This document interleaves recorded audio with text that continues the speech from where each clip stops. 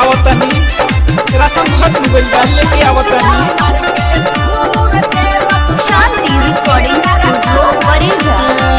बाहर जाए से हमको पहले रहनी माना, बाहर जाए से हमको पहले रहनी माना, कोके पहले राशन के बहाना, तो पुलिसिया मार के अही रे राजा, तो पुलिसिया मार के पूरा ले बासैया के कारखाना, तो पुलिसिया मार के दूर दे रसोइया के कारखाना।